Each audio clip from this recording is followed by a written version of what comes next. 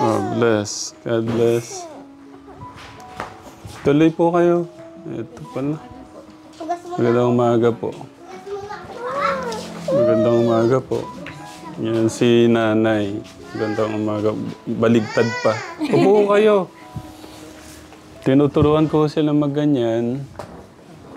Kasi pagka nalipat po sila doon. Nagaganyan po kami ng mga bata. Nagbebenta po ako ng ganyan. Sa may baliwag. Oo. Gagawa, kanya-kanyang gawa kami ng mga kapatid ko. Tapos, bibenta ko sa baliwag ng 10 piso. 12. Pag hindi na... Kamura naman po. Mura pa po kasi nun eh. Pagka hindi nabenta ng 12, di tatawaran po. Hindi po, 10 na lang. Natalo pala yung kapugian mo, Tay? Kaya pala. Magagalit po sa mga kapatid ko. Kaya sabi niya din po kasi. Paano pong magagalit? Ba't ito magagalit? Magagalit sila po na magpapunta sila dito. Nakikipag-usap po ako sa kanya. Anong masama ho doon? May anak ko kayo sa kanya. Kahit na daw po, sabi hindi daw po ako marunong mahiya. Eh, pagka po kasi nang pupunta po ako sa kanya, pinag-uusap-usapan po nila ako. Tapos hindi na pinapansin nila. punta-punta na sila sa bahay. Sasabihin nila, ang kapal ng mukha ko daw, para daw pag yung dalawa nagkikita, hindi daw ako nahiya. Si nanay po nagagalit sa inyo dahil daw po. Hindi ko kayo nag-usap na ano po bang masama na kumustahin ko yung mga anak ko. Hindi po yun ang inaano yun. Pati po yung mga kapatid ko. Nila tatay. Alam po niya yan. Kahit po yung mga kapatid ko. Nasaan po si nanay? Kausapin ko. Ay. Doon po kasi kami nakatira. Nangungupahan po ako doon sa kanila. Kay nanay. May apartment po sila. Wala po. Doon po sa bahay nila. Bahay nila? Inuupahan niyo po yung bahay ng nanay po niyo? Ayaw niya po magtira na. Ayaw po mga kapatid ko kasi ayaw nila na magtitira ako ng libre. Kaya po sila, mas ginusto kong malayo sa akin. Kasi mas magiging okay. So at least yun, nalalaman ko kung bakit to yung ganyan yung sitwasyon ng ano nyo pala dati. So, sarili po pala niyong pamilya. Ganun po ba yung ano? Ganun. Ano din. Alam din po may ano.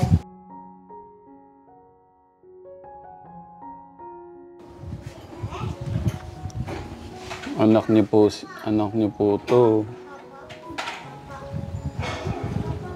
Hindi naman o kaya yung parang sobra-sobra na yung tigas ng ulo niyo, kaya parang tinuturuan lang po kayo, ganun. Ano po? Hindi ko po alam. Kasi, ano ko lang naman po. Wala namang perfectong tao.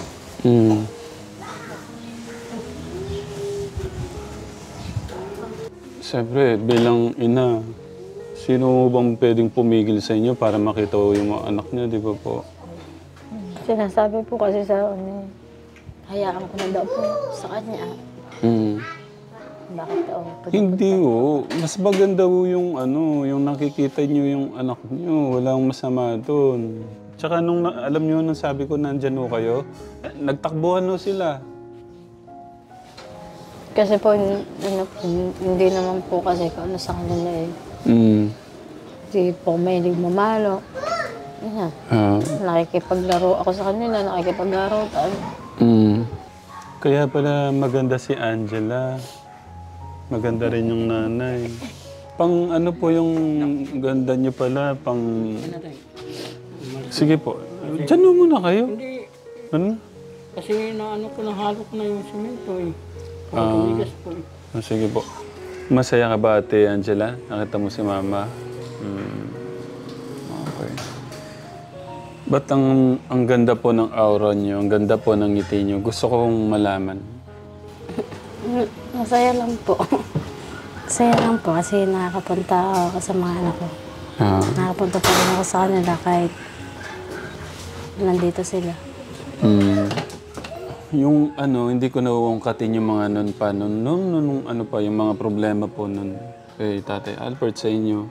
Ang gusto ko malaman, ano po yung plano po nyo sa mga anak po nyo? Sa akin po kasi, hindi ko po maan na mapag-aral sila. Mm.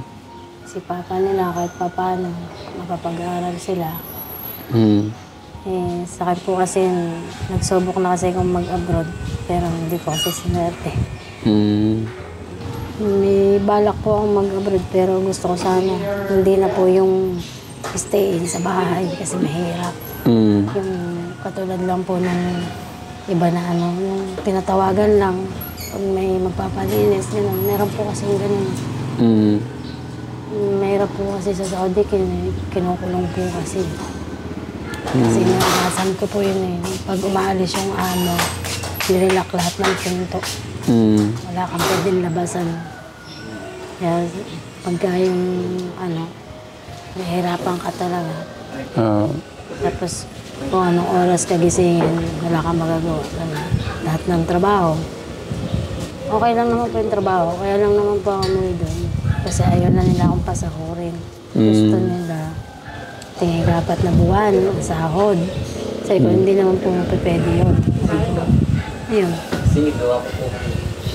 Kaya umuwi ako. Pero ang tumulong sa akin makauwi, si Albert pa rin po. Hindi naman ako tinulungan makauwi ng mga pamilya ko. Hindi po nila ako tinulungan. Kahit sinabi kong may aberya na. Hindi nila ako tinulungan. Ito dyan, si Nanay... Nay, ang pangalan ni Nay? Mary Ann po. Si Ate Mary Ann. Okay. Good morning po. Tapos yung kinakasama niyang bago. Ang bata pa. Baka edad ko na kayo. Anong edad mo na tayo? 42. Ano pong pakiramdam, Kuya? Kuya, ang pangalan, Kuya? Ronald. Kuya Ronald, napapanood niyo naman po yung video nila, di ba? Pagka daw bumalik si Nanay, iniwan niyo, welcome na welcome pa rin siya. Sa akin, ano, yung... Mahal ko na sila lahat eh. Parang ano, part na ng buhay ko dito. Hindi ko naman po hawak yung pag-iisip ng niyan ngayon. Kasi kung minsan nakakaano rin kami, nagkakaroon ng hindi pagkakaunawaan. Merong away pa rin po. Pwede pong malaman kung ano po yung mga bagay na yun. Baka maiwasan natin. Ganun. Kasi yung ano lang, yung minsan mayroon kang ano, hindi pwedeng ipaalam. Kumbaga may ginagawa si Nanay na hindi niyo po alam. May ginagawa ko na ano, hindi naman dapat niya pwedeng pakialaman. Pero hindi man masama yun. Pero ano po, dapat nagiging transparent po tayo. Dapat alam po ng bawat isa yung galaw po natin, di ba po? Para naiwasan po yung mga ganong gulo. Tapos minsan hindi naman totoo na binabanggit, sinasabi sa'yo. Yun. Ayon chismis. Baka naman, ano po ba, about, meron po kayong iba, ganon? Wala naman. Strict mo na ako ngayon. Okay. Masasabi ko ba na habang buhay na yung samahan po nyo? Ayun nga ang sinasabi ko, hindi mo maiwasan yung bigla, emotion, biglang... Hindi po, ba't di nyo po masagot yung sagot ng tanong ko? Ang tanong ko po, panghabang buhay na po ba? Panghabang buhay na. Ba't di ko kayo makatingin sa akin? Okay. Panghabang buhay niya, yung pakaramdam nyo, yung pagkakanin niya sa puso nyo, ito na habang buhay. Ano ba talaga yung dahilan? Bakit to kayo nagkaiwalay ni Tatay Albert? So hindi lang po pagkakaunawaan. Hanggang sa lumala. Yan. Yun lang naman po yung nangyari. Pero yung mga sinasabi na ano, sabi nila na ano, hindi naman po totally totoo yun. Baga. Nung nasa abroad po ako, napanood ko po na sa vlog na yung tungkol doon sa tomboy. Mm. Ginawa ko lang po yung sandalan para makaalis din ako sa Saudi. Kasi po, sabi niya na tutulungan niya ako para makauwi. Yun lang. Para makauwi din po ako. Mm. Yan. Kasi sabi niya, sasagutin niya yung ticket ko. Kuya Kasi, Albert. kaya baga, kasi tapos yung kakontakan kong yung tomboy po na yun, eh, wala naman po dito sa Pilipinas. So nagkaroon ho kayo ng problema ni Tate Albert doon sa tomboy. Pero wala po siya dito. Opo. Nasa Canada po siya. Oo. Hindi po umuwi ng Pilipinas dahil citizen na po siya doon. Mm. Hindi na siya pwede dito sa Pilipinas. Oo. Yan lang po yung parang inano ko lang po para kasi wala rin po akong perang maiuwi eh. Mm. Eh, ang iniisip ko po eh sila. Yan, eh kaso po, maraming mapanira. Yan, sinulusulan nila yung isa. Kaya lumala yung away namin. Oo. Eh, siyempre po, itong isa po, hindi ko pumana na siloso po kasi yan. Mm. Si Kuya Ronald. Si Tate Albert. Kasi po, di ba po kasi may edad na siya. Mm. Yun po yung lagi niya sinasabi. May edad na siya. Eh. Kaya daw kasi yung pagpalit. Sabi ko, ano nang ganyan? Sabi ko, hindi gagawin ko na lang. Mm. Pwede ko malaman saan niyo siya nakita? Nakilala pala? Apare po. Sa Apari? Sa trabaho po ba? Ano po, nakilala ko lang po dun sa gawa ng kaibigan ko. Mm. Tsaka nung yung kapatid niya po kasi kakilala namin. Tapos yun nga, nagsama na po kayo. Kumusta naman ho siya nung nagsasama po kayo? Okay naman po. Hindi naman po siya, hindi naman kami nag-aaway ng nag-aaway kami parang lang. Pagka alam niyang mainit yung ulo ko. Mm. Ginagawa niya, bibiruin niya ako, harutin niya ako para mawala yung init ng ulo ko para hindi kami mag-aaway. Ganun. Oo. Pagka yung nagtatalo kami, tapos pagka yung alam niya yun, nag-ano po siya. Hindi po kami nag-aaway na nagpapaliwanagan kami. Nasabi ko sa kanya, ba't ako nagagalit, gano'n. Kasi sinasabi niya din, ba't siya nagagalit. Pero yung away na po, hindi naman po. Nag-away lang po kami, yan ang talagang away nung naghiwalay na po kami. Ayaw niyang maghiwalay sana kami. Kaso sabi ko, bakit hindi pa tayo maghihiwalay nagkakasakitan na lang, nasasaktan lang naman natin yung isa't isa. Oo. Pero sabi ko, kahit naman maghiwalay tayo, hindi naman totally na, hindi na tayo mag-usap ganun. Tapos yung mga bata, pag gusto mo kunin, pwede mo naman kunin. Sabi ko, pwede mo makasama, hindi naman kayo kapipigilan. Kaya, pero hindi naman po kami yun lang. Kasi ang ko lang po, ayaw ko na nga po, nasasaktan siya. Kaya talaga nakipag-hiwalay na ako. Sabi ko, tsaka baka kung maghiwalay tayo, gumanda yung buhay mo. Yung mga anak mo na lang, pero sa akin. Okay. Pero wala pong pinag-awayan na. Bagas, yun lang, dahil lang sa selos. Pero yung tao, Puntahan mo muna yung mga kapatid mo, kuya. yung tao naman na pinagsasalosan niya, wala naman, di naman kami nagkikita nun. Kahit hanggang ngayon, hindi ko pa rin nakita yun. Yeah. Pero kumusta po yung puso niyo ngayon? Okay naman po. Gano'n siya kasaya? Masaya po pag nakikita ko sila nakakasama ngayon. Masaya po ako kasi sa bahay kasi laging may May problema. Yun nga po, doon po ako nalulungkot eh. Sa tingin niyo, saan ho kaya yung problema? Bakit? Kasi kung yung mga magulang natin, alam ko hindi tayo matitiis eh. Bakit kaya, hindi ho ba kaya nagsakit tayo? Huwag ko kayo magalit, parang yung, kumbaga, di ba may mga anak na parang matikas yung mga ulo, hindi nakikinig sa mga magulang. Kaya siguro yung mga nanay natin, yung mga magulang natin, ganun na lang sila minsan kahigpit sa atin. Alam ko lang naman pong kasalanan ko. Nung hindi ko tinapos yung pag-aaral ko, tapos yung naglayas po ako. 18 anyos po ako. Kasi po, kahit naman po, naglayas po ako, may dahilan naman po ako. Gawa po nung sa kapatid kong panganay. Masyado po kasi mahigpit. Yung konting mali lang po, pinapahalo ka na. Siguro, may mga ganun po kasi na parang tinatama tayo, dinidisiplina po tayo. Ganun po ba? Sa akin po kasi parang sobra-sobra naman po yun. Parang, kasi natatandaan ko po kasi nung bata pa ako, laging sinasabi sa akin ng kuya ko na kahit kailan hindi magiging magaang yung dugo niya sa akin. Ganun. Parang may galit po. Kaya konting mali ko lang, gano'n. Pero, hindi ko kayo yung parang yung... Kapatid lang po kasi nila ako sa pangalawa. Anak po ako ng nanay ko sa pangalawang asawa. Okay. Parang kami po yung sinisisi ng kapatid ko na ba't sila naghihirap.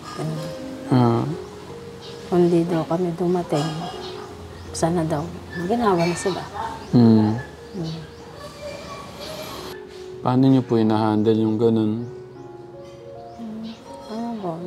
Basta nung lumaki na ako, pinangako ko na sa sarili ko na aalis ako sa kanila. Basta nakaya ko yung buhay ko. Kaya ko naman tumayo sa sarili kong pag. Kasi hindi naman ako lumpo. Kasi po kahit po yung mga kapitbahay namin, napupuna po yung ginagawa nila sa akin. Bakit daw ganun? Kasi mga bata pa lang po baka na pero miss po yun, hindi dadaan ng araw na hindi ka napapalo. Yung ko po kasi kuya ko, pulis.